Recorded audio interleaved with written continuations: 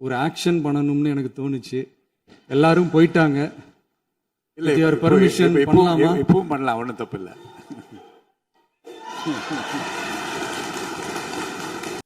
உங்க அப்பா இங்கதான் இருப்பாருன்னு சொன்னாங்க, அதான் தேடிக்கிட்டு இருக்கேன். எங்க உங்க அப்பாவையா காணோம்?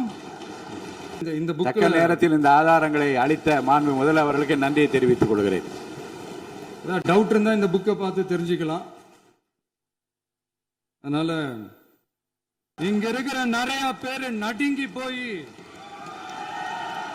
இதுல நம்ம மேல அவதூறு வேற. இப்ப புதுசா ஒரு வெப்பன் ஒண்ணு கொண்டு வந்திருக்காங்க. அது என்ன தெரியுமா? அவங்க தயவால தான் நம்ம ஆட்சி நடக்குதான். மக்கள் தயவால இந்த ஆட்சி நடந்துகிட்டு இருக்கு. இது இப்ப இல்ல, நான் சொல்றது எம்ஜிஆர் அவர்கள் காலத்திலிருந்தே. அப்பவே அவர் ஜெயிச்சப்போ அதே மக்களை தப்பு தப்பா பேசுறது.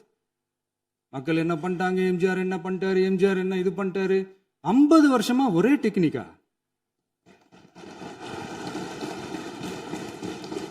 டெக்னாலஜி எல்லாம் மாறி வேற எங்கேயோ போயிட்டு இருக்கு பஸ்.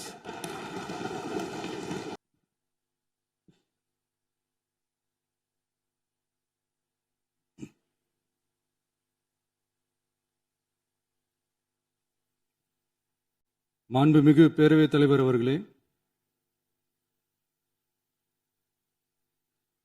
மாபெரும் தலைவர்கள் வழிநடத்திய மாண்பும் மாபெரும் வரலாற்று சிறப்பு கொண்ட இந்த சட்டமன்ற பேரவையின் 17வது சட்டமன்ற பேரவைக்கு நம்மையும் நம்ம தமிழக வெற்றி கழகத்தை சார்ந்த சட்டமன்ற உறுப்பினர்களையும் தேர்ந்தெடுத்து அனுப்பின நிரந்தரமாக என் நெஞ்சில் குடியிருக்கும் தாயன்புமிக்க தமிழக மக்கள் அனைவருக்கும்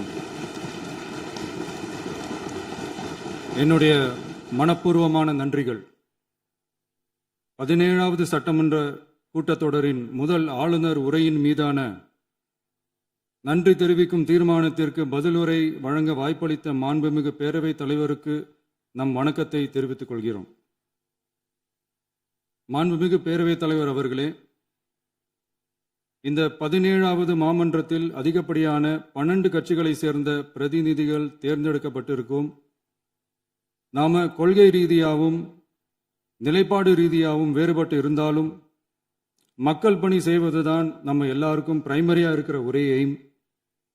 அந்த வகையில தான் நம்ம எல்லாருமே நம்ம மக்களால் அங்கீகரிக்கப்பட்டு சட்டமன்றத்திற்கு வந்திருக்கிறோம். அதனால நாம கருத்தால் வேறுபட்டாலும் மக்கள் சேவை என்ற நோக்கத்தில் நம்ம மாநிலம் சார்ந்த விஷயங்கள்ல நம்ம எல்லாரும் ஒன்றிணைந்து பயணிச்சா நம்ம தமிழ்நாடு என்னைக்கும் எதிலையும் முதன்மை மாநிலமாக திகழும். ஆளுநர் உரைக்கு நன்றி தெரிவிக்கும் தீர்மானத்தில் பேசின மாண்புமிகு உறுப்பினர்களுக்கு நன்றி. எதிர்த்து பேசினாதான் எதிர்கட்சின்னு ப்ரூவ் பண்ண முடியும்னு நினைச்சுக்கிட்டு பேசின எதிர்கட்சியை சேர்ந்த எதிர்கட்சி தலைவர் உள்ளிட்ட மாண்புமிகு உறுப்பினர்களுக்கும் வணக்கமும் நன்றியும். பதிலுரை வழங்குற அதே நேரத்தில் நம்மளை சட்டமன்ற உறுப்பினராக தேர்ந்தெடுத்த பெரம்பூர் தொகுதி மக்களுக்கு நம்மளோட நெஞ்சார்ந்த நன்றிகள். அதே மாதிரி ராஜினாமா பண்ணிட்டாலும் நம்மளை தேர்ந்தெடுத்த திருச்சி கிழக்கு மக்களுக்கும் இந்த மன்றத்தில் நம்மளோட நன்றியை பதிவு செய்கிறோம். அப்புறம் நம்மளோட அரசியல் பயணத்தை பற்றியும் கொஞ்சம் பதிவு செய்ய விரும்புகிறோம்.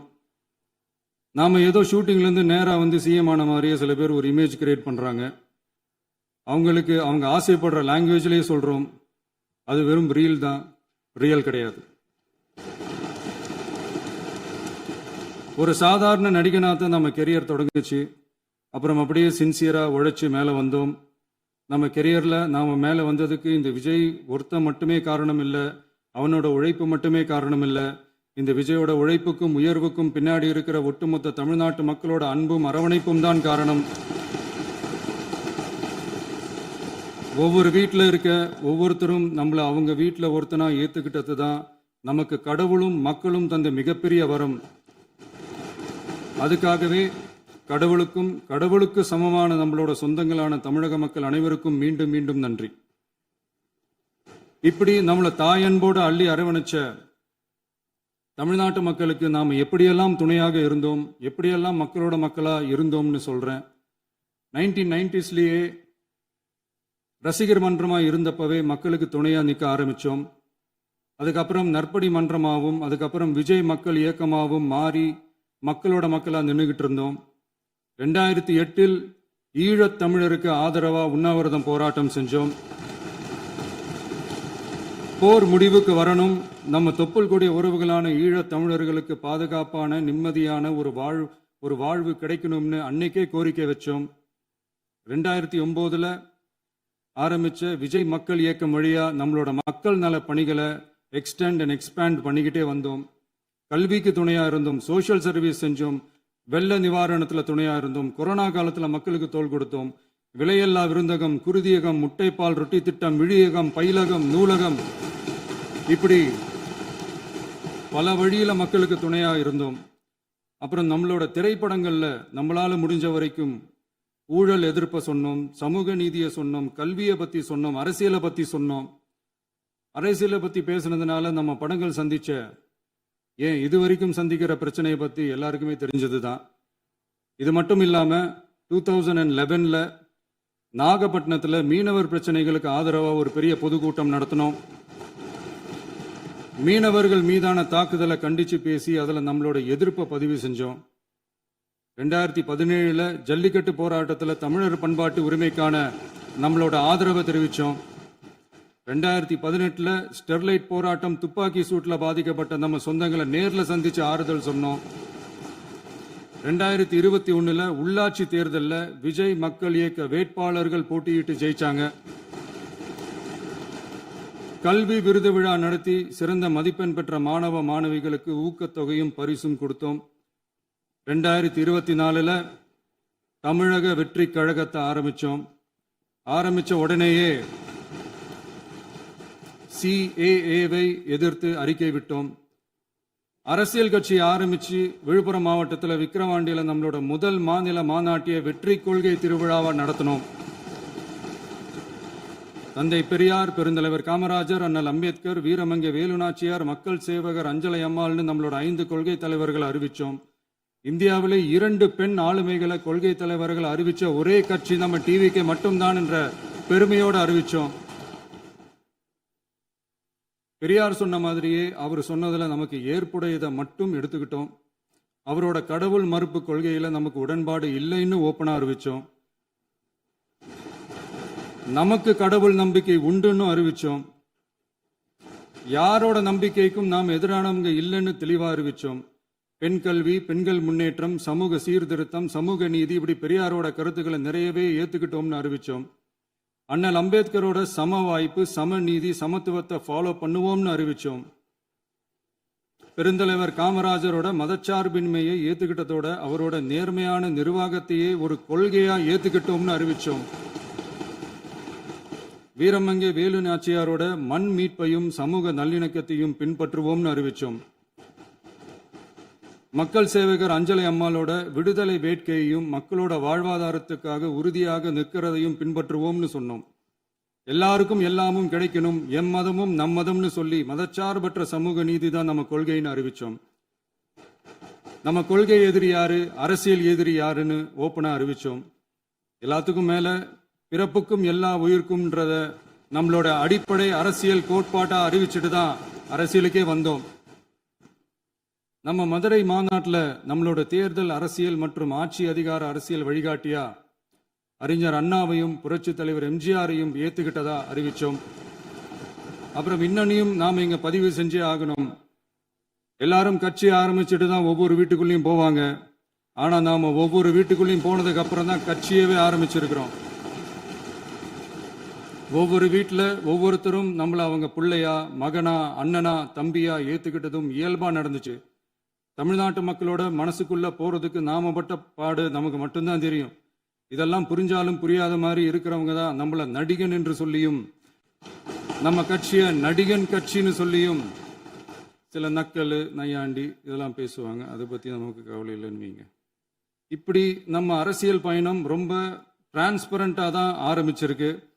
இந்த 2026 தேர்தலில் கூட்டணியே இல்லாமல் தனியா நின்னோம். மக்கள் நம்மளை தெளிவா புரிஞ்சுக்கிட்டதாலையும் நம்ம டிவிகே தோழர்களோட உழைப்பாலையும் நாம 35% வாக்குகளை வாங்கினோம்.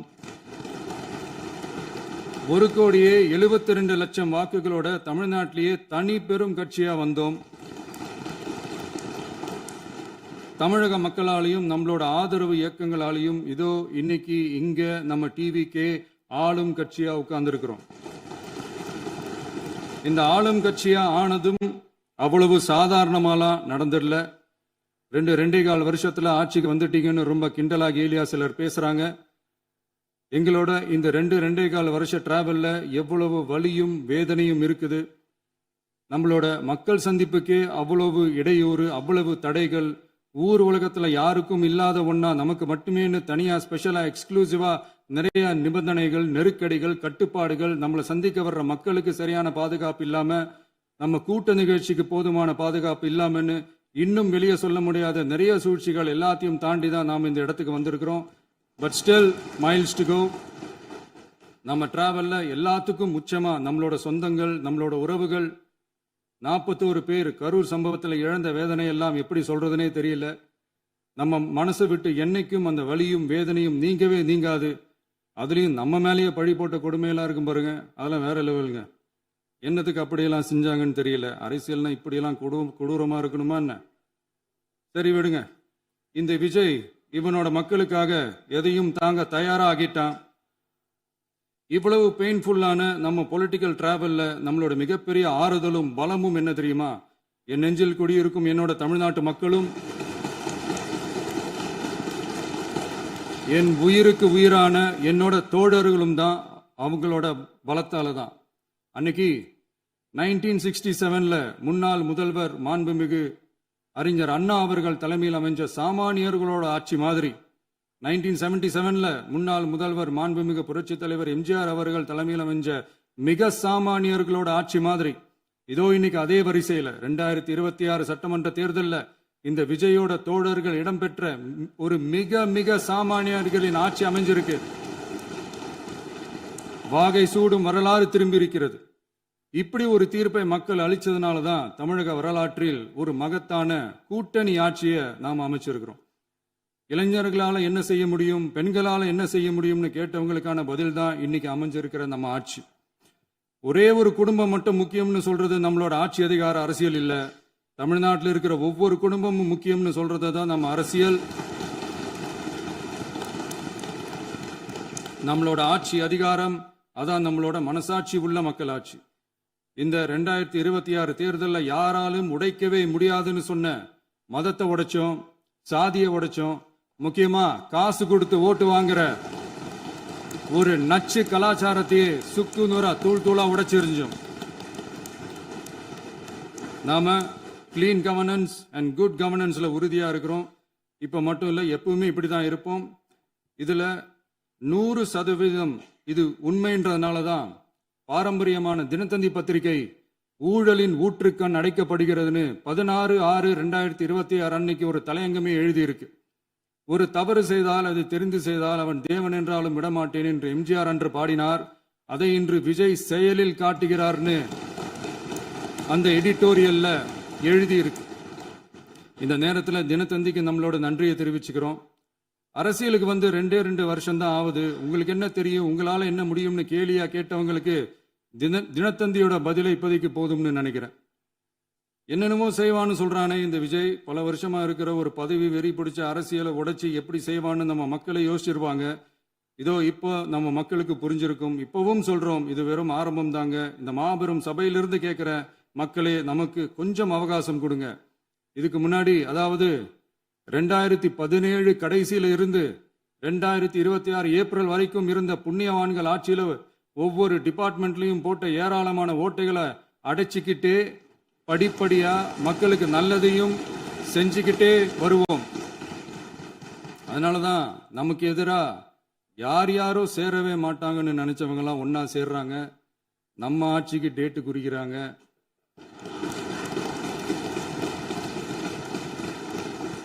சரி, அவங்கள நம்ம மக்களே பார்த்துப்பாங்க, அதை விடுங்க. நாம ஆட்சிக்கு வந்து சரியா 40 நாள் ஆகுது. அதுக்குள்ள என்ன செஞ்சீங்கன்னு கேட்கிறாங்க. ஒரு லிஸ்ட் ஒன்று சொல்றேன் கேளுங்க. பெண்கள் பாதுகாப்புக்காக சிங்கப்பெண் சிறப்பு படை, 200 யூனிட் வரை கட்டணமில்லா மின்சாரம், போதைப் பொருள் ஒழிப்புக்காக தனிப்படை, குறுவை நெல் சாகுபடியை ஊக்குவிப்பதற்காக 134.83 கோடி சிறப்பு தொகுப்பு திட்டம். வழிபாட்டு தலம், ஸ்கூல், பஸ் ஸ்டாண்டுன்னு அதுக்கு பக்கத்தில் இருக்கிற 717 மதுபான கடைகள் மூடப்பட்டன. அங்க வேலையில் இருந்தவர்களுக்கு வேறு கடைகளில் வேலை. கவனிக்கப்படாமல் விடப்பட்ட அம்மா உணவகங்கள் புதுப்பிக்கப்பட்டன. பத்திரப்பதிவு துறையில் பகல் கொள்ளைக்கு ஃபுல் ஸ்டாப் வைக்கப்பட்டுள்ளது. வருகையில்லா ஆவண பதிவு முறை கொண்டுவர உத்தேசிக்கப்பட்ட செயல்பாட்டில் உள்ளது. அரசு மற்றும் தனியார் மருத்துவமனையில் ஸ்கேன் மையங்களில் கருவுறுவதற்கு முன் மற்றும் பின் ஏற்படும் தவறுகளை கண்காணிக்கவும், மருத்துவ நிறுவனம் முறைப்படுத்தும் சட்ட விதிகள் பின்பற்றப்படுகிறதா என கண்காணிக்கவும், மருத்துவ மற்றும் ஊரக பணிகள் இயக்கத்தின் பயன்பாட்டிற்காக 40 புதிய வாகனங்கள் வழங்கப்பட்டுள்ளது. கூட்டுறவு வங்கியின் ஏழை எளிய மக்கள் வாங்கிய கடனுக்கு முதல் முத்தாய்ப்பாக ரூபாய் 2045 கோடி தள்ளுபடி வழங்கி ஆணையிடப்பட்டுள்ளது. ஒன்றிய அரசிடம் கேட்டுக்கொண்டதற்கிணங்க கடந்த 2 வருடமாக நிறுத்தி வைக்கப்பட்ட இருந்த ஜல் ஜீவன் மிஷன் திட்டம் புதுப்பிக்கப்பட்டு ஜல் ஜீவன் மிஷன் திட்டம் 2.0 நடைமுறைக்கு கொண்டு வரப்பட்டுள்ளது. 18,500 கோடி அளவில் உறுதியளிக்கப்பட்ட காஞ்சிபுரம் மாவட்டத்தில் மைய விரிவாக்க திட்டம், கோயம்புத்தூரில் மின்னணு பொருட்கள் மற்றும் மின்னணு அமைப்புகள் உற்பத்தி திட்டம் மற்றும் திருவள்ளூர் மாவட்டத்தில் காட்டுப்பள்ளி LNT கப்பல் கட்டும் தளம் விரிவாக்க திட்டத்திற்கு ஒப்பந்தங்கள் போடப்பட்டுள்ளன. அனைத்து நிர்வாக நடவடிக்கைகளும் மின்னணு முறையில் மாற்றம் கொண்டு வர நடவடிக்கை எடுக்கப்பட்டு வருகிறது. சட்டவிரோத கல்குவாரி மற்றும் அனுமதியின்றி கனிமங்களை எடுத்துச் செல்வது தடுக்கப்பட்டுள்ளது. பல்வேறு குவாரிகள் சீல் வைக்கப்பட்டுள்ளன. கனிமங்களை கண்காணிப்பது, எல்லைகளை நிர்ணயிப்பது மற்றும் ஆளில்லா விமானம் மூலம் அளவீடு செய்வது போன்றவற்றை செயல்படுத்துவதற்கான பணிகள் மேற்கொள்ளப்பட்டு வருகின்றன. அனைத்து துறைகளிலும் அலுவலர் தலையீடு இல்லாமல் லஞ்ச லாவண்யமற்ற தமிழகத்தை உருவாக்க அனைத்து நடவடிக்கைகளும் முடுக்கிவிடப்பட்டுள்ளது. இதெல்லாம் சாம்பிள் தான், இன்னும் இருக்கு. இந்த வெறும் 40 நாளுக்குள்ளேயே இவ்வளவு செஞ்சிருக்கோம்னா இனி வர்ற நாட்கள்ல கொஞ்சம் கொஞ்சமா படிப்படியா ஸ்டெடியா உழைச்சி லஞ்சலாவணம் இல்லாத, ஊழல் இல்லாத, பெண்களுக்கு பாதுகாப்பான, சுதந்திரமான, டிரான்ஸ்பரண்டான தமிழ்நாட்டை நம்ம சொந்தங்களான தமிழக மக்களுக்கு தர்றது தான் நம்மளோட ஒன் அண்ட் ஒன்லி டார்கெட். கண்டிப்பா அதை நிறைவேற்றியே காட்டுவோம். 8 கோடி மக்கள் நம்மளோட இருக்கிறப்போ ஏங்க இதை செய்ய முடியாது? மாண்புமிகு பேரவைத் தலைவர் அவர்களே, தமிழ்நாட்டின் கருவூலம் எப்படி திசை மாறி உருமாறி தேய்ந்து ஓய்ந்து கிடைக்கிறதுன்னு சொன்னாங்க. திசை மாறி உருமாறி தேய்ந்து ஓய்ந்துன்னு வசனம் மாதிரி ரைமிங்கா இல்லாம வளமான இலக்கியமா இதே சபையில பேசினவங்களோட திறமையான ஆட்சியில நடந்த நிதி மேலாண்மையை பத்தி வெள்ளை அறிக்கையா வெளியிட்டோம். வெள்ளை அறிக்கை வந்ததிலிருந்தே கண்ணை கட்டுதுங்க. அந்த காலத்துல தான் பிள்ளையோ பிள்ளை, தொல்லையோ தொல்லைன்னு சொன்னாங்க. அதே மாதிரி தாங்க அவங்க ஆட்சியாலையும் அவங்களாலையும் இன்னைக்கு தமிழ்நாட்டுக்கே தொல்லையோ தொல்லை. இப்படி ஒரு நிலைமையை உண்டாக்கி வச்சுட்டு இவங்க சொல்றாங்க நமக்கு ஆட்சி செய்ய தெரியாதுன்னு. நம்ம அமைச்சர்களுக்கும் நம்ம சட்டமன்ற உறுப்பினர்களுக்கும் ஒன்றும் தெரியாதுன்னு. ஆமாங்க, எங்களுக்கு தெரியாதுதான். எங்க சட்டமன்ற உறுப்பினர்களுக்கும் அமைச்சர்களுக்கும் மக்கள் பணி செய்ய தெரிஞ்ச அளவுக்கு மக்கள் பணத்தை சுருட்ட தெரியாதுதான்.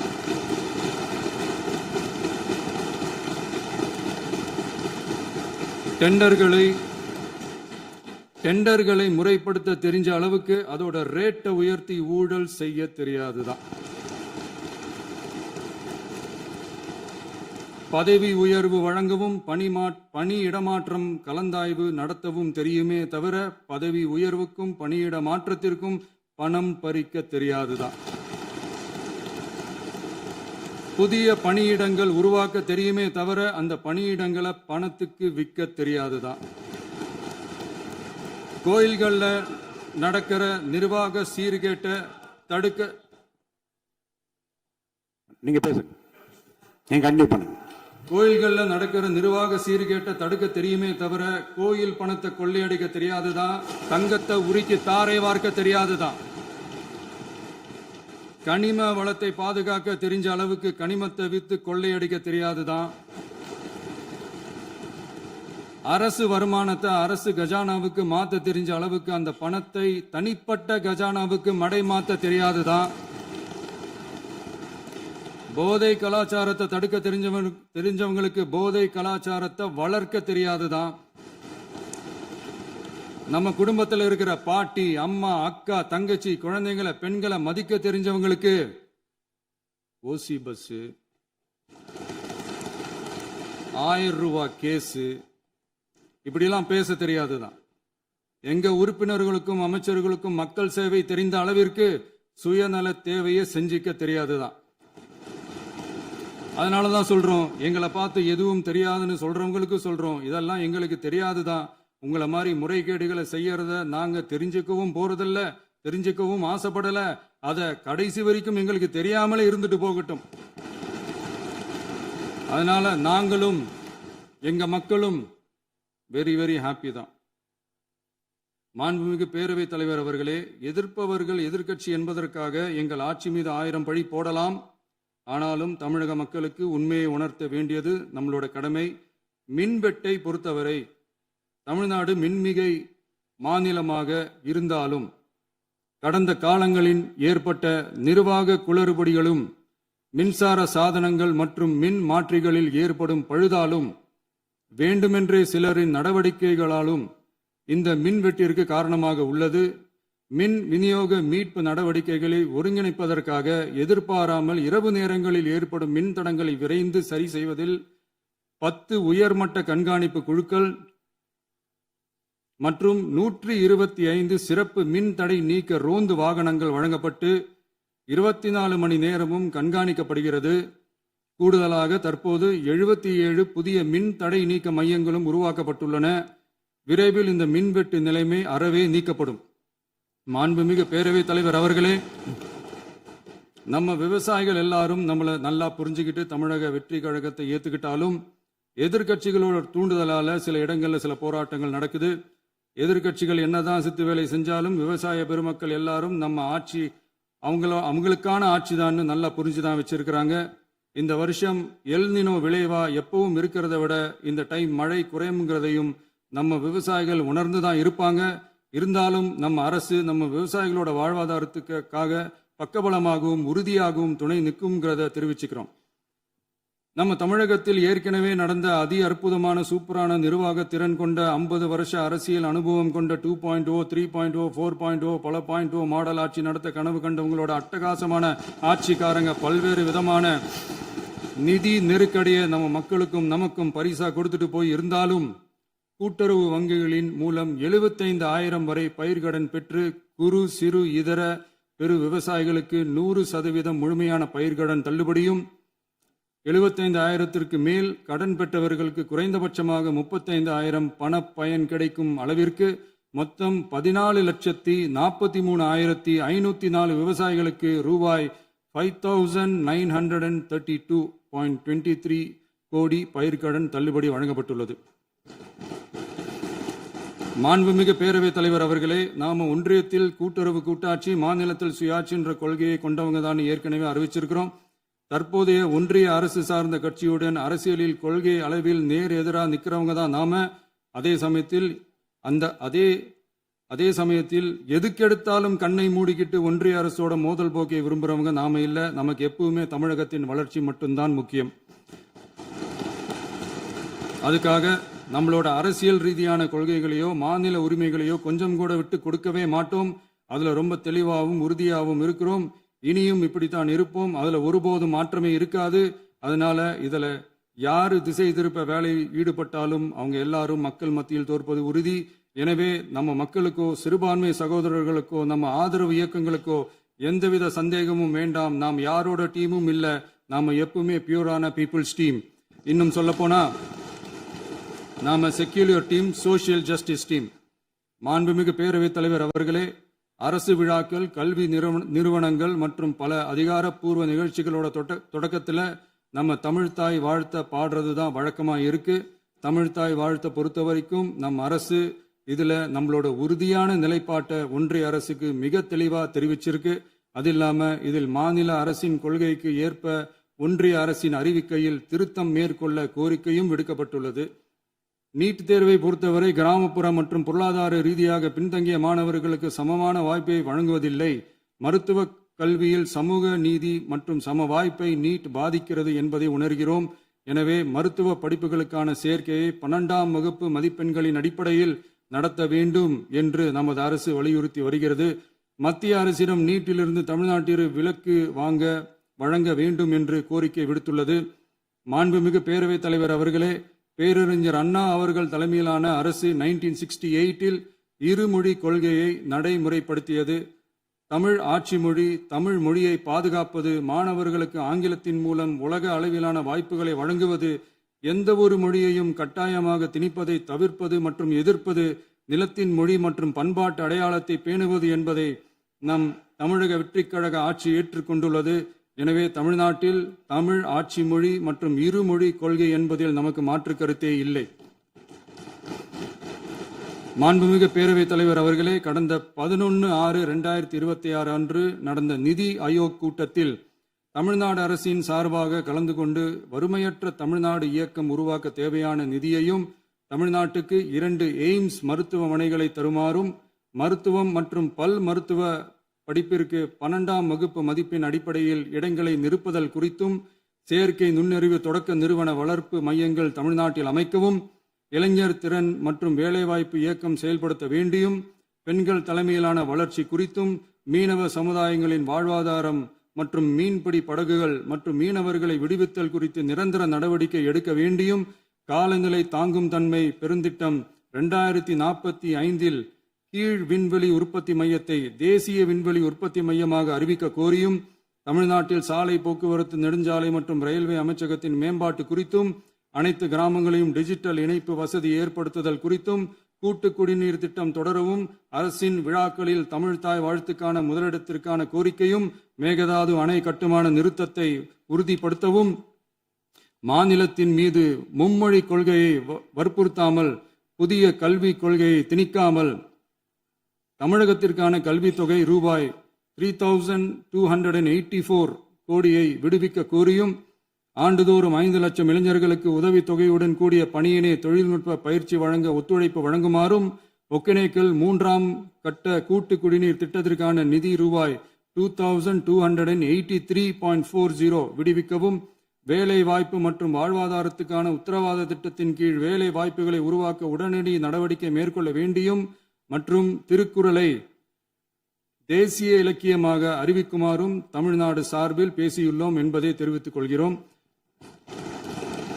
மாண்புமிகு பேரவைத் தலைவர் அவர்களே, அண்டை மாநிலங்களுடனான நட்புறவு ஒரு மாநிலத்தின் வளர்ச்சிக்கும் நாட்டின் ஒற்றுமைக்கும் மிகவும் அவசியமானது. தமிழ்நாடு தனது அண்டை மாநிலங்களுடன் நதி நீர் பங்கீடு, பொருளாதாரம், கல்வி, கலாச்சாரம் மற்றும் போக்குவரத்து துறைகளில் நல்லுறவை பேணி வருகிறது. பரஸ்பர மரியாதை, ஒத்துழைப்பு மற்றும் கூட்டாட்சி தத்துவத்தின் அடிப்படையில் அண்டை மாநிலங்களுடனான நட்புறவை வலுப்படுத்தவும் நமது ஆட்சியில் காக்கப்படுகிறது. மாண்புமிகு பேரவைத் தலைவர் அவர்களே, சட்டம் ஒழுங்கை பற்றி பேச்சு வந்தது. சட்டம் ஒழுங்கு சரியா இருக்கணும் அப்படின்றதுல எங்களுக்கு மாற்று கருத்தே கிடையாது. கண்டிப்பா லா அண்ட் ஆர்டர் கரெக்டா இருக்கணும், கரெக்டா இருக்கும், இருக்க வைப்போம். அதே மாதிரி பெண்கள் பாதிக்கப்படுறதையும் இங்க யாராலையும் சகிச்சுக்கவே முடியாது. அதுக்கான கடுமையான நடவடிக்கைகள் நம்ம அரசு எடுத்துக்கிட்டு இருக்கிறோம். இந்த சிங்கப்பெண் சிறப்பு அதிரடிப்படை கூட அதுக்கான ஒரு ஃபர்ஸ்ட் ஸ்டெப் தான். அதே மாதிரி இந்த போதைப் பொருள் நடமாட்டம், அதை கண்ட்ரோல் பண்றதுக்கும் நம்ம அரசு கடுமையான நடவடிக்கைகள் எடுத்துக்கிட்டு இருக்கிறோம். அதையும் கண்டினியூ பண்ணி எடுப்போம். மாண்புமிகு பேரவைத் தலைவர் அவர்களே, இப்ப நான் சொன்ன இந்த பிரச்சனைகள்லாம் 2026 போன மாசம் மே மாசம் 10ஆம் தேதி புதுசா வந்துடல. இதெல்லாம் பல வருஷமா இருக்கிற பிரச்சனைகள் தான், பல வருஷமா கண்டுக்காம விட்ட பிரச்சனைகள் தான். இன்னைக்கு எதிர்கட்சிக்காரங்க அதை பத்தி கேட்கும் போது எனக்கு அது அக்கறையா தெரியல, அவதூறு அரசியலா தான் தெரியுது, பழி போடுற அரசியலா தான் தெரியுது.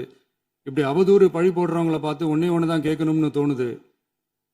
கடந்த 9-10 மாசமா நம்ம ஸ்டேட்ல சட்டம் ஒழுங்கு டிஜிபியே இல்லை.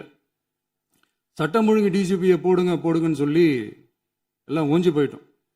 போன ஆட்சியில் நடந்ததுக்கெல்லாம் இப்பதான் விடையை கண்டுபிடிக்கிறோம் நம்ம ஆட்சியில்.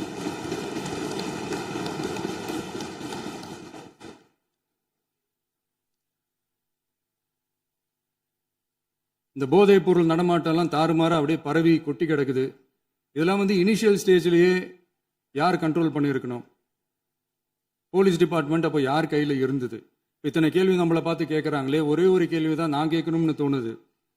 போலீஸ் டிபார்ட்மெண்ட்டை கையில் வச்சுக்கிட்டே பிகினிங்லேயே இனிஷியல் ஸ்டேஜ்லேயே இந்த போதைப் பொருள் நடமாட்டத்தை ஏன் கண்ட்ரோல் பண்ணலை? மனசாட்சி உள்ளவங்க இந்த பிரச்சனையெல்லாம் ஏன் நடக்குதுன்றது அவங்களுக்கே நல்லா தெரியும்.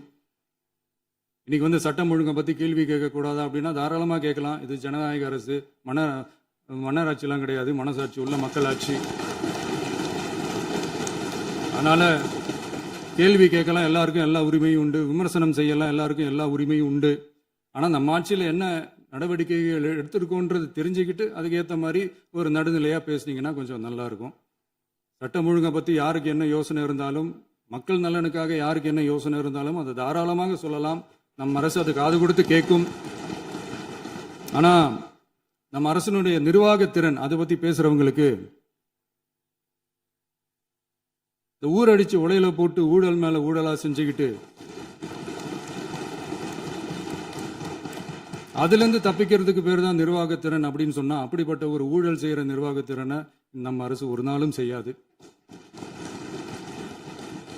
பொட்டி பெட்டியா பணத்தை வச்சுக்கிட்டு, பெட்டியை வச்சு எல்லாம் செஞ்சுக்கிட்டு, போதைப் பொருள் பாதுகாவல் கழக மாடல் அரசாங்கம் செஞ்ச ஒவ்வொரு ஊழலா வெளியில வந்துகிட்டு இருக்கு. டாஸ்மாக்ல அது என்னப்பா அது பேரு, பார்ட்டி ஃபண்ட் கட்சி நிதி அப்படின்ற பேர்ல அடிச்ச கொள்ளையெல்லாம் ஒண்ணு ஒண்ணா இப்போ கவர்மெண்டோட கஜானாவுக்குள்ள கொண்டு சேர்த்துக்கிட்டே இருக்கிறோம். உட்காருங்க. மாண்புமிகு முதல்வர்கள் பதில் உரைக்கு பிறகு முதல்வர் பதிலுக்கு பிறகு நேரம் தரேன். அப்ப பேச அவங்க பேசட்டும், அவங்கள பேச அனுமதி. உட்காருங்க உட்காருங்க.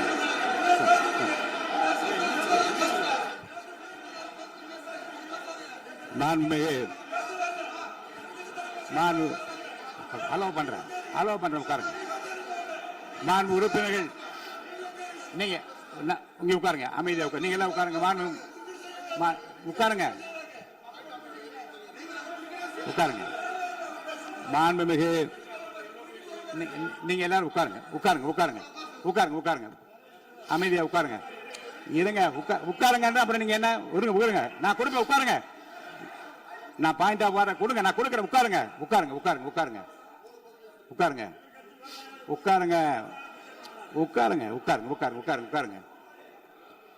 மாண்புமிகு முதல்வர் அவர்கள் கோர்வையாக நிதானமாக சொல்லிக்கொண்டே இருக்கிறார். நீங்க குறிப்பெடுத்து வைத்துக் கொள்ளுங்கள். பேசி முடித்தவுடன் நான் உங்களுக்கு அவகாசம் தருகிறேன். நீங்க ஒண்ணு சொல்லுங்க, என்ன என்பது நீங்க சொல்லுங்க. உங்க சொல்லுகிற வாய்ப்பை நான் உங்களுக்கு தருகிறேன். இப்போது மாண்புமிகு முதலமைச்சர் உங்கள் உரையை தொடரலாம்.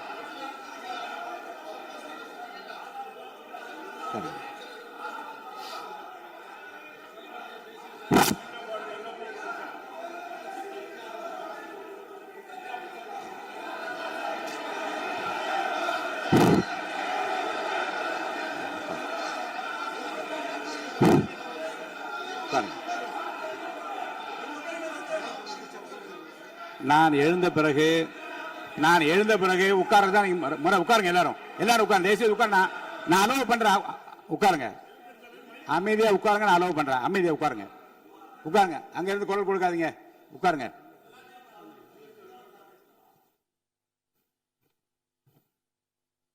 இனிமையான இந்த விவாதத்தில் இதுவரை குறுக்கீடுகள் இல்லாமல்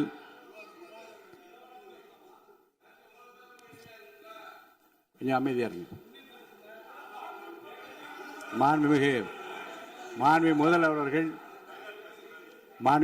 அவர்கள் பேசி முடித்தவுடன் பாயிண்ட் ஆஃப் ஆர்டர் கேட்டிருக்கேன், நான் அனுமதிக்கிறேன். எதிர்கட்சி தலைவருக்கு மட்டும் நான் அனுமதி தருகிறேன். அவர் எழுந்து பேசலாம். முதலமைச்சர் நீங்க கண்டினியூ பண்ணி முடிக்கலாம். நீ எல்லாரும் எழுந்துச்சீங்கன்னா சரி வராது. உட்காருங்க, நான் சொல்லியிருக்கேன். உட்காருங்க.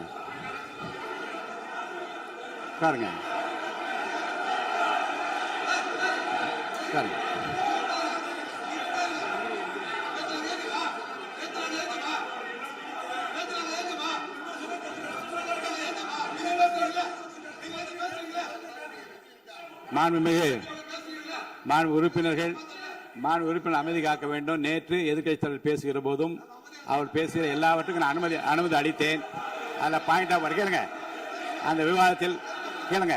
இப்போதும் இப்போதும் மாண்புமிகு முதலமைச்சர் அவர்கள் பேசி முடித்த பிறகு நான் உங்களுக்கு அதுக்குரிய அவகாசத்தை தருகிறேன். நீங்க கேள்வி கேளுங்க. கேட்கிற உரிமையும் விளக்கத்தை பெற்றுக்கொள்ள உரிமை உங்களுக்கு இருக்கிறது. அதற்கு அவகாசம் நான் தருகிறேன். மாண்புமிகு உறுப்பினர் அமருங்க. நான் என் தீர்ப்பை சொல்லுகிறேன். மாண்புமிகு முதலமைச்சர் அவர்கள் பேசி முடித்தவுடன் எதிர்க்கட்சி தலைவருக்கு அந்த வாய்ப்பை நான் தருகிறேன். நிச்சயமா அந்த கேள்வி கேட்கலாம். உட்காருங்க எல்லாரும். பேரவை முன்னவர் பேசுங்க. மாண்பு பேரவைத் தலைவர் அவர்களே, இன்று இவர்கள் முயற்சி செய்வது அவர் ஆளுங்கட்சியாக இருக்கின்ற போது இருங்க, நான் சொல்லிடுறேன் ப்ளீஸ். ஒரே நிமிஷம் நான் சொல்லிடுறேன் ப்ளீஸ். ஆளும் கட்சியாக இருக்கின்ற போது நீங்கள் சொன்ன ஒரே வார்த்தை, நாங்கள் பேசி முடித்ததற்கு பிறகு குறிப்பிடுத்துவிட்டு நீங்கள் எந்த கேள்வி வேண்டுமானாலும் கேட்கலாம் என்று ஒரு முறையை நீங்கள் பின்பற்றினீர்கள். அதே முறையை இப்போது பின்பற்ற வேண்டும் என்று கேட்டுக்கொள்கிறேன். பள்ளிக்கல்வித்துறை அமைச்சர். மாண்புமிகு பேரவைத் தலைவர் அவர்களே, நேற்றைய தினம் கூட எதிர்க்கட்சி தலைவர் சொன்னதை முழுமையாக கேட்டு இறுதியில் ஒரு வாய்ப்பு தந்தீங்க. அதுவும் இல்லாம இந்த நேரத்தில் நேரலையில் நீங்களும் பாக்குறீங்க. அங்கிருந்து ஒருமையில் விழித்து இந்த பக்கம் இருக்க உறுப்பினர்களை பார்த்து அப்படின்னு ஒருமையில் விழிப்பதை உங்கள் மூலமாக கண்டிக்கிறேன். அந்த வார்த்தையை அவை குறிப்பிலிருந்து நீக்கணும். கண்ணியம் காத்து முதல்வர் முழுமையாக பேசுவதை காத்து கண்ணியம் காத்து இந்த சபைக்கு ஒரு மரபு இருக்கிறது. அதை மூத்த உறுப்பினர்கள் பின்பற்றபடி உங்கள் மூலமாக கேட்டுக்கொள்கிறேன். மாண்புமிகு முதலமைச்சர் அவர்கள் உரையை தொடரலாம். நான் தரேன். நான் உறுதியாக மாண்புமிகு முதலமைச்சர் அவர்கள் பேசி முடித்தவுடன் எதிர்க்கட்சி தலைவருக்கு அந்த வாய்ப்பு தரப்படும் என்பதை உறுதியாக சொல்லிவிட்டேன். இடையில குறுக்கீடு செய்யாமல் அந்த பேச்சு முழுமையாக பேசி முடிக்க நீங்கள் அனுமதி வழங்க வேண்டும் என்று கேட்டுக்கொள்கிறேன். அமைதியா உட்காருங்க. அவங்க பேசி முடிக்கட்டும், நீங்க கேளுங்க. நான் என்ன சொல்றேன், கேட்கிற உரிமையும் விளக்கத்தை கேட்டு பெற உரிமை உங்களுக்கு இருக்கிறது. ஆனா இடையிலே குறுக்கீடு செய்யாமல் அதை முடிக்கும்படி நான் கேட்டுக்கொள்கிறேன். மாண்புமிகு முதலமைச்சர் அவர்கள் தொடர்ந்து நீங்க பேசலாம்.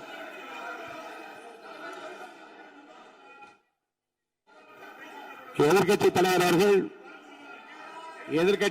அவர்கள் உங்கள் கட்சியினுடைய உறுப்பினரை அமைதிப்படுத்த வேண்டும் என்று நான் கேட்டுக்கொள்கிறேன்.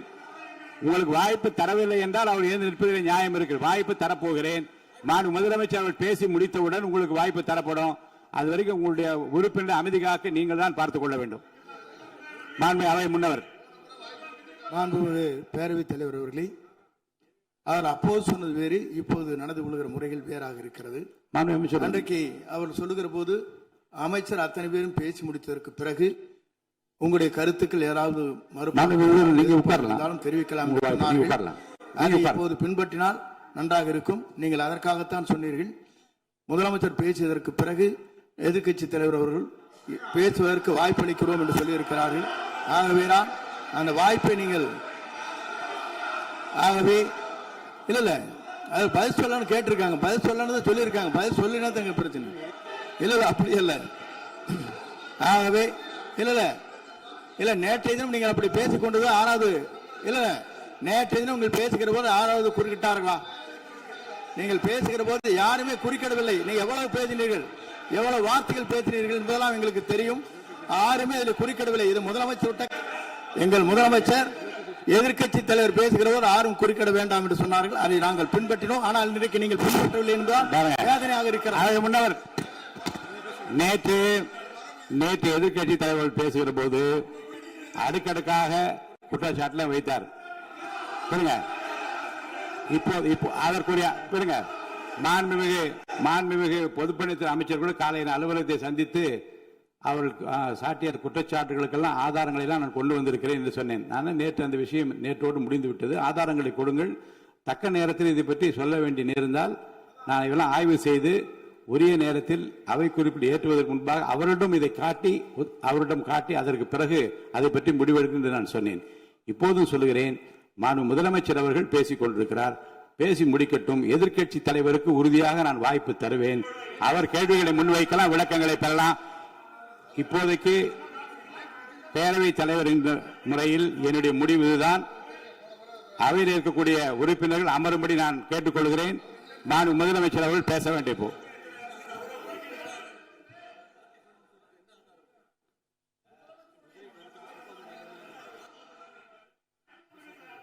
மாண்புமிகு இருங்க. அதை முன்னவர் முடிக்கிட்டாங்க. பேரவைத் தலைவர் அவர்களே, நேற்றைய தினம் நீங்கள் முழுமையாக பேசினீர்கள். உங்கள் பேச்சுக்கள் எப்படி இருந்தது என்பதும் நாடு அறியும். இருந்தாலும் கூட நாங்கள் அமைதியாக இருந்தோம். இல்ல நீங்க இருங்க, ஒவ்வொரு வார்த்தைக்கு இருங்க. நீங்க மின்வெட்டையில நீங்க சொன்னீங்க, உங்களுடைய முன்னாள் அமைச்சர் ஆற்காடு வீராசாமி இருக்கிற போது மின்வெட்டால் தான் நாங்கள் ஆட்சியே மாறியது என்றெல்லாம் சொன்ன கதையெல்லாம் இருக்கு. அதெல்லாம் சொன்னோம்னாங்க, நாங்களே அமைதியா இருந்தோம். அதுக்காக நீங்க தயவு செய்து எதிர்கட்சி தலைவருக்கு வாய்ப்பளிக்கிறார்கள். அந்த வாய்ப்பை நீங்கள் அவர் முதலமைச்சர் பேசுவதற்கு பிறகு பேசினால் அழகாக இருக்கும். அவை முன்ன பள்ளி கல்வித்துறை அமைச்சர் மாண்புமிகு பேரவைத் தலைவர் அவர்களே, அவர் ஒரே ஒரு வார்த்தையை தான் சொன்னார். பார்ட்டி ஃபண்ட் என்ற வார்த்தையை கேட்டு எதிர்க்கட்சி நண்பர்கள் கோபப்படுகிறார்கள். ஆனால் அதன் மீது உங்களுக்கு பாயிண்ட் ஆஃப் ஆர்டர் தருவதாகவும் நீங்கள் வந்து சட்டப்பேரவைத் தலைவர் சொல்கிறீர்கள். நேற்றைய தினம் இதே போல வெற்றி தலைவர் அவர்களினுடைய வழிகாட்டில் வளர்ந்த நாங்கள் சகிப்புத்தன்மையோடு அவர்கள் பல வார்த்தைகள் சொன்னார்கள். புதிதாக சோஃபா மாடல் என்றார்கள், குதிரை பேரம் என்றார்கள், எத்தனையோ வார்த்தைகள் சொன்ன போது சகிப்புத்தன்மையோடு அதை கேட்டு பொறுமையாக இருந்தோம். இவர்கள் குதிரை பேரம் எல்லாம் அவைக்குள் நீக்கப்பட்டு விட்டது. சரி, சோஃபா மாடல் என்று சொன்னார்கள். ஆதாரம் கேட்டு இப்படி எழுந்து நாங்கள் கொந்தளிக்காமல் ஒரு சட்டமன்றத்தில் ஒரு உறுப்பினர் எப்படி நடந்து கொள்ள வேண்டும் என்பதற்கு எடுத்துக்காட்டாக தமிழக வெற்றி கழகத்தின் உறுப்பினர்கள் நடந்து கொண்டார்கள். இப்போது மதிப்பிற்குரிய எதிர்க்கட்சி தலைவர் அவர்களே, உங்கள் ஊடாக நான் கேட்பது என்னவென்றால், அவர்களினுடைய கட்சி உறுப்பினர்களை அவர் அமைதிப்படுத்தி முதல்வர் அவர்கள் உரையை முழுமையாக கேட்டு சகிப்புத்தன்மைக்கு சட்டமன்றத்தில் இந்த பக்கம் மட்டுமல்ல அந்த பக்கமும் எடுத்துக்காட்டாக இருப்பதற்கு அவர் வழிவகை செய்ய வேண்டும் என்று உங்கள் மூலமாக கேட்டுக்கொள்கிறேன். பொதுப்பணித்துறை அமைச்சர்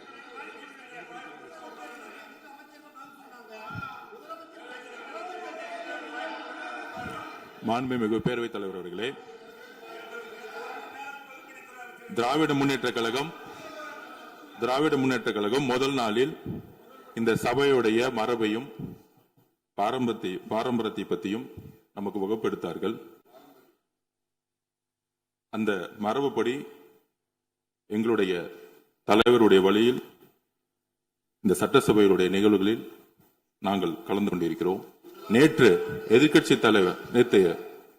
தலைவர் பேசும்பொழுது எவ்வளவோ வார்த்தைகள் உண்மைக்கு புறம்பாக சட்டத்திற்கு எதிராக ஒரே நிமிஷம் பேசுறேன். சட்டத்திற்காக பேசும் பொழுது நாங்கள் அமைதியாக இருந்தோம். ஒரு 2-3 முறை தான் வந்து அவரு பேசும்போது மினிஸ்டர்கள் நின்னாங்க. ஆனா இன்னைக்கு மாண்புமிகு முதலமைச்சருடைய முதல் உரை, கடந்த 4 நாட்களாக திராவிட முன்னேற்ற கழகம் முதலமைச்சர் ஏன் பேசலன்னு சொல்லிட்டே இருந்தாங்க. இன்னைக்கு பேச ஆரம்பிச்ச உடனே அவர் சொன்ன வார்த்தை பார்ட்டி ஃபண்ட் சொன்னார். எந்த பார்ட்டின்னு சொல்ல. ஆனா அந்த வார்த்தைகள் சொல்லி முடிஞ்ச உடனே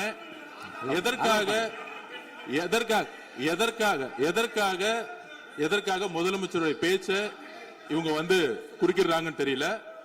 நீங்கள் சொன்னது படி முதலமைச்சர் பேச வேண்டும். பேசிய பின்பு கருத்துகளுக்கு பதிலளிக்க அவர்கள் பதிலளிக்கும், நாங்களும் பதிலளிக்க தயாராக இருக்கிறது பதிவு பண்றோம்.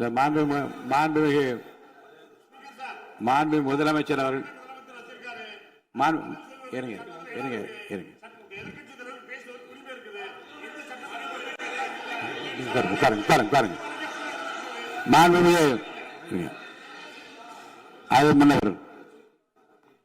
மரபு இருக்கிறது, எப்போது வேணும் பாயிண்ட் ஆஃப் ஆர்டர் இருக்கலாம். இருந்தாலும் கூட நீங்க அந்த மரபை நீங்க கடைபிடித்தீங்களா உங்க ஆட்சியில?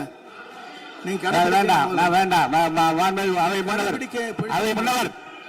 முன்னவர் முன்பு எப்படி நடந்தால் என்பதை பற்றியோ முன்பு நடந்த நிகழ்வுகள் பற்றியோ நீங்கள் சொல்லி மீண்டும் இந்த அவையினுடைய மாண்பை குறைக்க வேண்டாம் என்று நான் கேட்டுக்கொள்ள வேண்டாம். இப்போது உள்ள பிரச்சனை, மாண்பு முதலமைச்சர் அவர்கள் தன்னுடைய பேச்சை உறுதி செய்து முடிக்க வேண்டும். அவர் முடித்த பிறகு எதிர்க்கட்சி தலைவருக்கு நான் நிச்சயமாக வாய்ப்பு தருவேன். அவர் கேள்வி கணைகளை தொடுக்கலாம், சந்தேகங்களை கேட்கலாம், விளக்கம் தருவதற்கு மாண்பு முதலமைச்சர் அவர்கள் தயாராக இருக்கின்ற அமைதியாக அமரும்படி நான் கேட்டுக்கொள்கிறேன். இப்போ நான் அனுமதிக்க முடியாது. மாண்பு முதலமைச்சர் உரையை தொடரலாம்.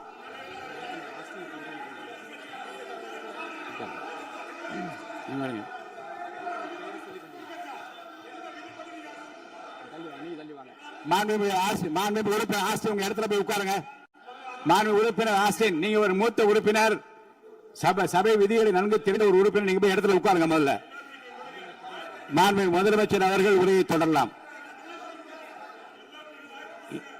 இப்போது எந்த விதமான பாயிண்ட் ஆஃப் ஆர்டர்?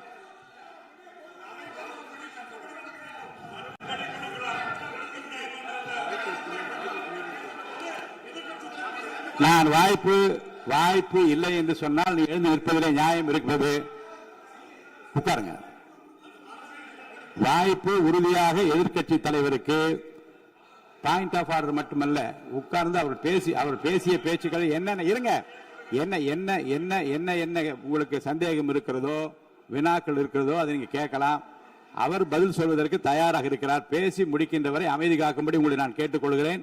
மாண்புமிகு எதிர்க்கட்சி தலைவர் முழு ஒத்துழைப்பை நீங்கள் தர வேண்டும் என்று நான் எதிர்பார்க்கிறேன்.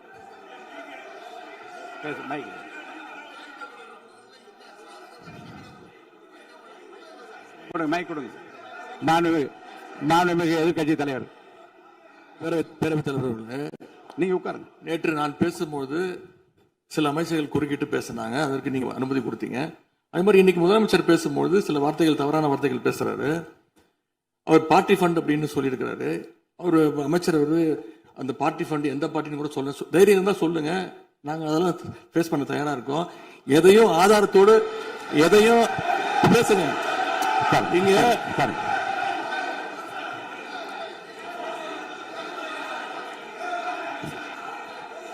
அது மாதிரி பேரவைத் தலைவர் அவர்களே, நேற்று நான் பேசி முடிஞ்சோடனே நீங்க அவை முடிஞ்சிருச்சுன்னு சொல்லிட்டீங்க. நாங்கெல்லாம் வீட்டுக்கு போயிட்டோம். வீட்டுக்கு போய் டிவி போட்டு பார்த்தா அங்க இன்னொரு அமைச்சர் இன்னும் பதில் சொல்லிட்டே இருந்திருக்கிறாரு. அதற்கெல்லாம் நாங்க இப்ப என்ன பதில் இது, என்ன மரபு இது? நீங்க இப்ப பேசிக்கிட்டே இருப்பீங்களா? நாங்க அதை பார்த்துக்கிட்டே இருக்கணுமா? அதே மாதிரி இன்னைக்கு முதலமைச்சர் அவர்கள் பேசும்போது நாங்களும் அமைதியா கேட்டுட்டு தான் இருந்தோம். ஆனா சில கருத்துக்கள் அவர் பேசும்போது அதை நாங்க அனுமதிக்க முடியாது.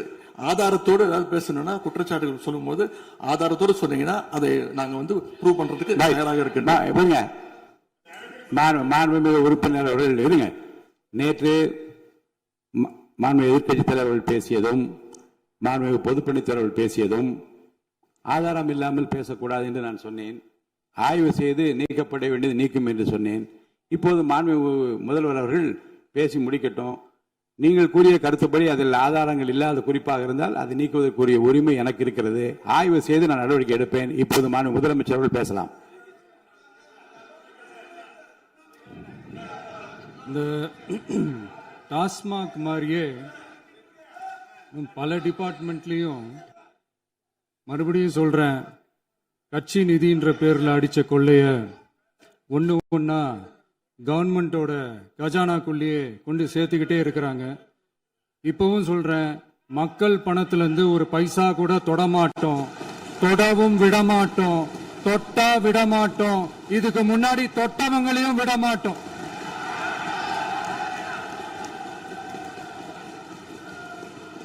ஒவ்வொரு ஊழலா வெளியில வரும் போலே, ஒவ்வொரு வேஷமா கலைஞ்சிரும் போலே, இங்க இருக்கிற நிறைய பேரு நடுங்கி போய் இதுல நம்ம மேல அவதூறு வேற. இப்ப புதுசா ஒரு வெப்பன் ஒண்ணு கொண்டு வந்திருக்காங்க. அது என்ன தெரியுமா? அவங்க தயவால தான் நம்ம ஆட்சி நடக்குதாம்.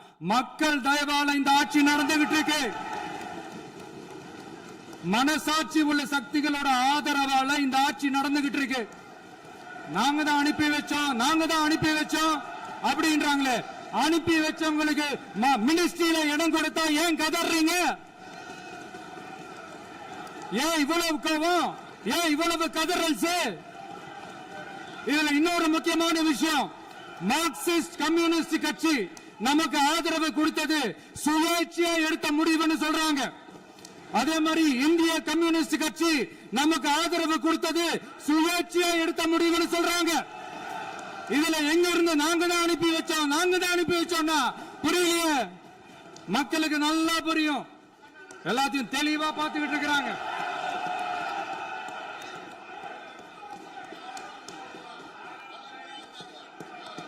முதலமைச்சர் கண்டினியூ பண்ணலாம். மாண்பு முதலமைச்சர்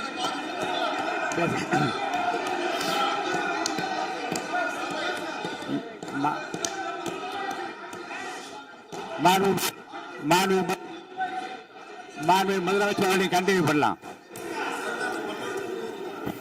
கண்டினியூ நீங்க கண்டினியூ பண்ணலாம். நீங்க கண்டினியூ பண்ணலாம்.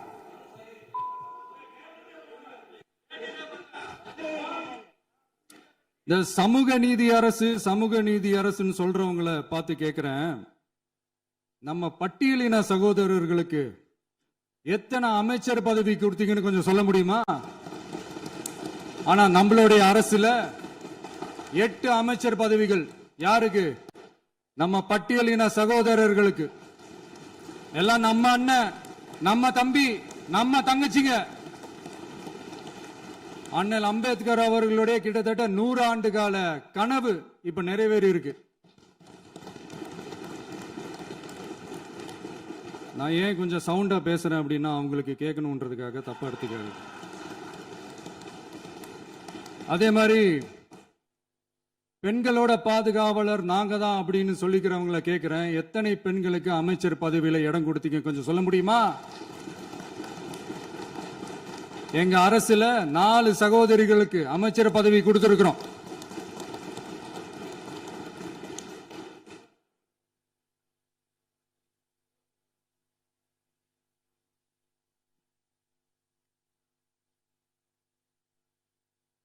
அதனால மக்களால் நிராகரிக்கப்பட்டு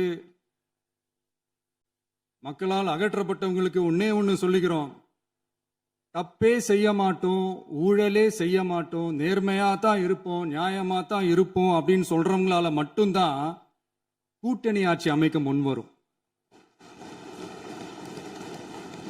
ஆட்சியிலையும் பங்கு, அதிகாரத்திலையும் பங்கு கொடுக்க முன்வரும்.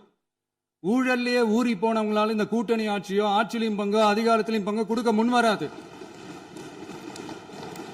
மெஜாரிட்டி இருந்தாலும் தரமாட்டாங்க, மெஜாரிட்டி இல்லைனாலும் தரமாட்டாங்க. கேட்டா ரெடிமேடா ஒரு பதில் ஒண்ணு வச்சிருப்பாங்க, கூட்டணி ஆட்சியை மக்கள் விரும்ப மாட்டாங்கன்னு. அதே மக்கள் தான் இப்ப அவங்கள பார்த்து சிரிக்கிறாங்க.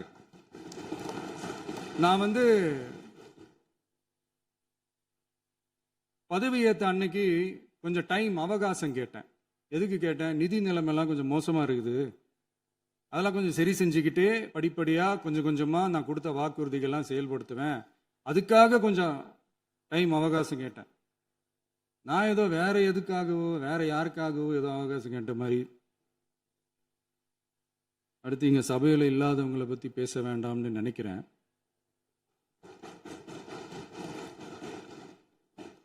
இங்க நம்மளை பத்தி அவதூறு பரப்புறதோட மட்டும் இல்லாம இப்ப நம்ம மக்கள் மேலேயும் அவதூறு பரப்ப ஆரம்பிச்சிட்டாங்க. மக்கள் நமக்கு ஓட்டு போட்டது தப்பான், குடும்பமா நமக்கு ஆதரிச்சது தப்பான். இப்போ இல்ல, நான் சொல்றது எம்ஜிஆர் அவர்கள் காலத்திலிருந்தே. அப்பவே அவர் ஜெயிச்சப்போ அதே மக்களை தப்பா பேசுறது. மக்கள் என்ன பண்ணிட்டாங்க, எம்ஜிஆர் என்ன பண்ணிட்டாரு, எம்ஜிஆர் என்ன இது பண்ணிட்டாரு. 50 வருஷமா ஒரே டெக்னிக்கா.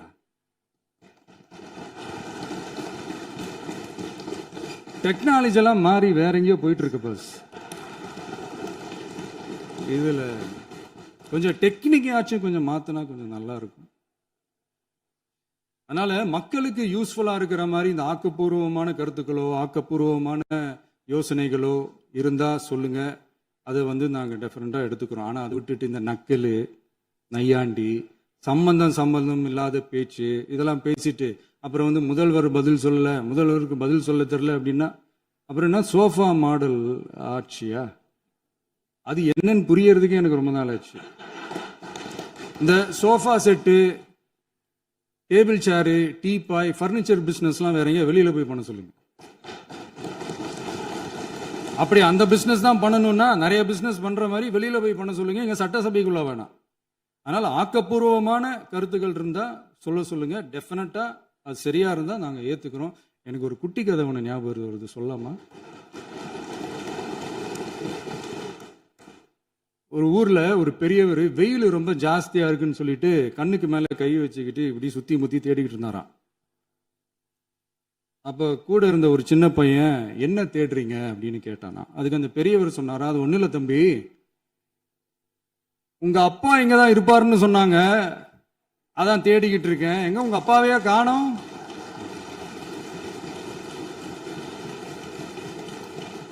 இல்ல அந்த எங்களுக்கும் நக்கலா நையாண்டியா சம்பந்தம் இல்லாத குட்டி கதை இதெல்லாம் எங்களுக்கும் பேச தெரியும். அந்த கதையில பெரியவர் அப்படி சொன்னாராம், தப்பா எடுத்துக்காதீங்க. அந்த கதையில பெரியவர் அப்படி கேட்டாராம். அதனால யாரும் இங்க டென்ஷன் ஆக வேணாம். அதனால இன்னொரு இந்த என்னுடைய உரையை முடிக்கிறதுக்கு முன்னாடி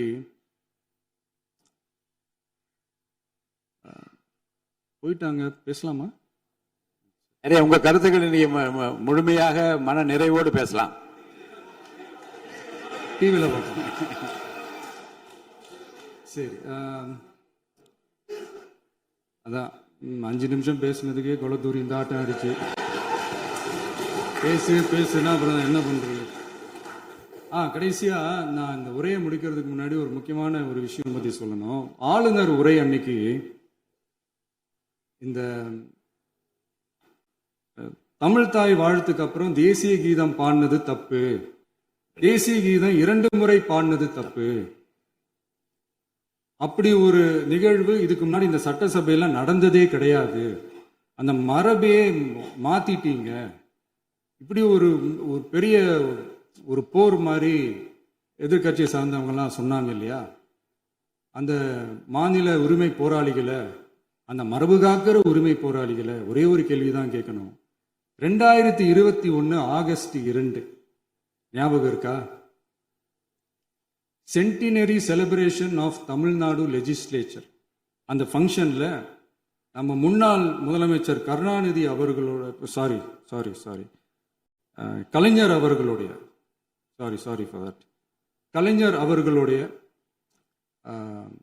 புகைப்படத்தை மாண்புமிகு குடியரசுத் தலைவர் திறந்து வைக்கிற ஒரு ஃபங்க்ஷன். அந்த ஃபங்க்ஷன்ல national anthem followed by Tamil Thai Vazhthu அப்படின்னு அறிவிச்சது ஞாபகம் இருக்கா? அதாவது தேசிய கீதத்துக்கு அப்புறமா 2வது முறையா, நோட் திஸ் பாயிண்ட் மாண்புமிகு பேரவைத் தலைவர் அவர்களே, பிளீஸ் நோட் திஸ் பாயிண்ட். தேசிய கீதத்துக்கு அப்புறம் 2வது முறையாக தமிழ் தாய் வாழ்த்து பாடப்படும் அப்படின்னு சொன்னது ஞாபகம் இருக்கா? அதுவும் முத்தமிழ் அறிஞர் அப்படின்னு சொல்ற நம்ம கலைஞர் அவர்களுடைய அந்த புகைப்படம் வெளியிட்டு விழாவில் அவர் இருந்த இதே சபையில தமிழ 2வது இடத்துக்கு தள்ளினது யாருன்னு ஞாபகம் இருக்கா? அது மட்டும் இல்ல, அந்த தேசிய கீதத்தை நாட்டுப்பண் நேஷனல் ஆந்தம்னு சொல்லி அதே ஃபங்க்ஷன்ல கடைசியா ஃபங்க்ஷன் முடியும் போது செகண்ட் டைம் தேசிய கீதம் பாடினதும் ஞாபகம் இருக்கா? இதே அவையில் தான், அது அவை குறிப்பிலும் இருக்கிறது, இதே அவையில் தான் நடைபெற்றது. இந்த தக்க நேரத்தில் இந்த ஆதாரங்களை அளித்த மாண்பு முதல்வர்களுக்கு நன்றியை தெரிவித்துக் கொள்கிறேன். டவுட் இருந்தா இந்த புக்கை பார்த்து தெரிஞ்சுக்கலாம். அதனால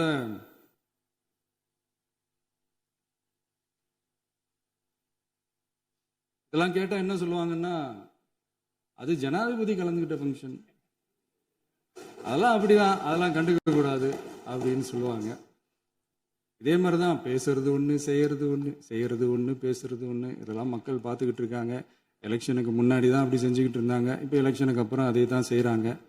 இந்த விஜயையும் சாமானியர்களின் உண்மையான சமூக நீதி அரசையும் அவமானப்படுத்துறதுக்கு தான் அவங்களோட அந்த பொலிட்டிக்கல் சீனியாரிட்டி அது பயன்படுத்துது போல.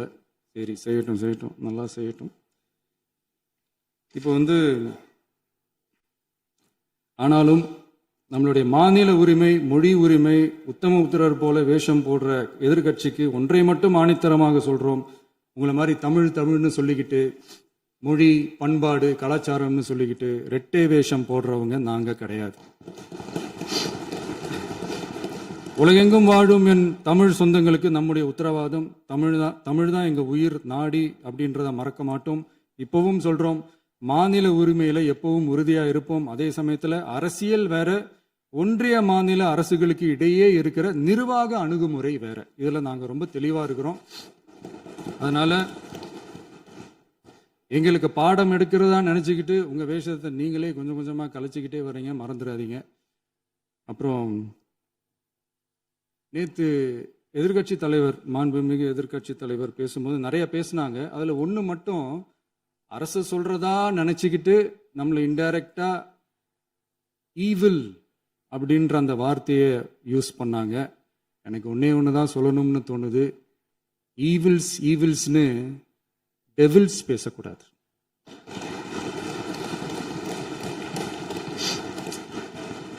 அவங்க இருந்திருந்தா ஒரு ஆக்ஷன் பண்ணணும்னு எனக்கு தோணுச்சு.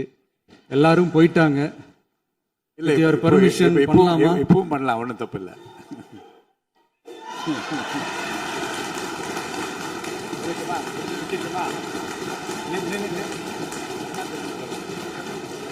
யார் சொல்றாங்க? முடிஞ்சிச்சுல்ல? எழுந்து சொல்லணும், உட்காந்து சொல்லட்டுமா?